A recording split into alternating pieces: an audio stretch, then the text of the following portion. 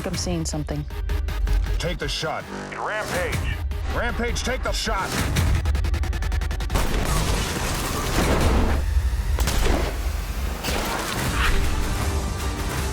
Enemy sniper team dialed into our exact positions. We were sitting ducks. You are your father's son, Gunny. He had courage and he had grit. We're gonna hit him back, and we're gonna hit him back hard. Welcome to the wild, wild east. RPG! Hi, we're here with Chad Michael Collins talking about yet another sniper movie. We talked to him for Sniper Legacy, and we're happy to talk to him again about Sniper Ghost Shooter. So Brandon Beckett is back at it. What can you tell us about this one, man? Brandon Beckett's a cockroach. Henrick, you can't kill him. No. Ghost Shooter came out August 2nd, and it's the third movie for Sony, the sniper franchise, that I've been able to star in for them. Ghost Shooter brings back the Colonel, played by Dennis Haysbert, brings back Billy Zane's Richard Miller, who goes all the way back to the original Sniper, 93. And so we've got kind of the gang back together again for this one. And we find ourselves over in the Middle East, over in Eastern Europe, protecting a very precious gas pipeline from terrorist threat.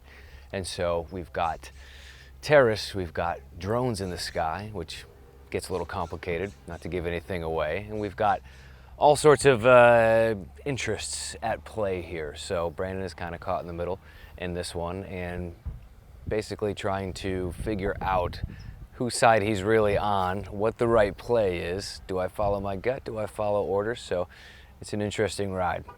And Billy Zane, he's back, right?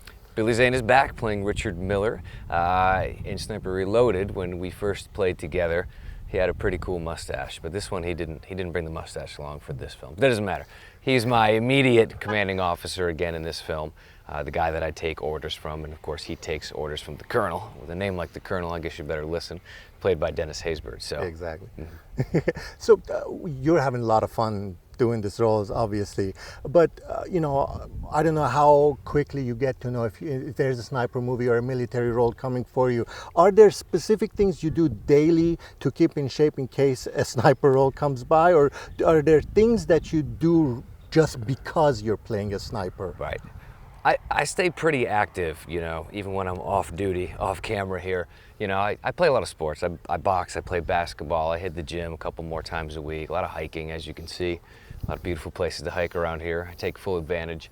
But you know, about a month out of a shoot, I'll ramp it up and I'll try to make my workouts more military inspired. You know, your push-ups, your pull-ups, your long runs and stuff like that.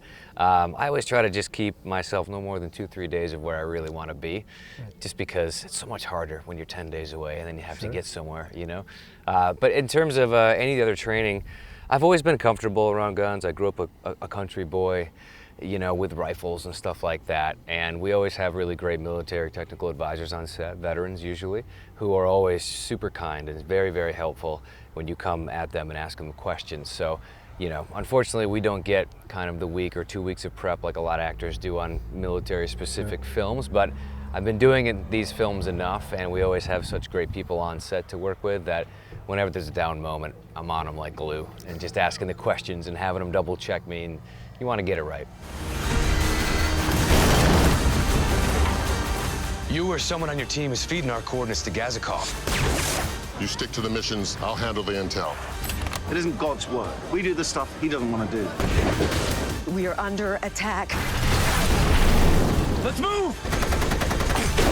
It's definitely a franchise with legs, right? I mean, this is the 5th one. Why do you think the ongoing interest for these films, it still exists? Why is that, do you think? You know, I think the popularity for these films or the demand from these films is, military action films are really interesting. They're just such a part of culture. You know, we were kind of a country, still relatively young in the grand scheme of things, but Revolutionary War, we're a country, I don't want to say founded on war, but it's always kind of been, for the better or worse, a part of our national identity. And I think that, you know, with all the stuff that you see in the media, for better or worse, people are interested in what it's like to be a soldier. You know, there's so much secrecy, there's so much this, there's so much that you don't know and understand. All these areas have seen increasing attacks by ISIS on NGO workers and civilians. And American Sniper was a great glimpse into that. But there's been so many great movies, whether it's World War II or even Civil War or modern warfare, where you kind of get a glimpse into what these people really go through. And I think that's what we try to be very delicate and pay homage to that. And when it comes to military people, soldiers, those types, have you heard any feedback from them since you've started doing these films? What has the feedback been like? Generally, very positive. You know, I have a cousin who just texted me, you know, the other day. He finally watched Ghost Shooter, and he was like, the first 15 minutes of that was awesome. This is a guy who was stationed down in Camp Pendleton in San Diego. Wow. When he had some down weekends, he'd come up and play with his cousin up here, and we'd show him a good time, him and his Marine buddies. But he did 2 tours in Afghanistan, and now he's lived back in upstate New York with his family. But he loves these films, and you know, Brandon is a Marine, and he's a Marine sniper, and if you can get it right, you know, and if you can get someone to sit back and really appreciate and nod and say, you did it, you got it, you know, that sort of thing. I've also made friends just through social media. She said that there's maybe only a handful of female scout snipers. She's a Marine. She's going to be deployed again in October. We've been really friendly. She discovered my films, and she had very kind things to say. And so we've had a nice kind of friendship over social media, and she's proud of them too. She thinks that they represent everybody really well, so that's nice.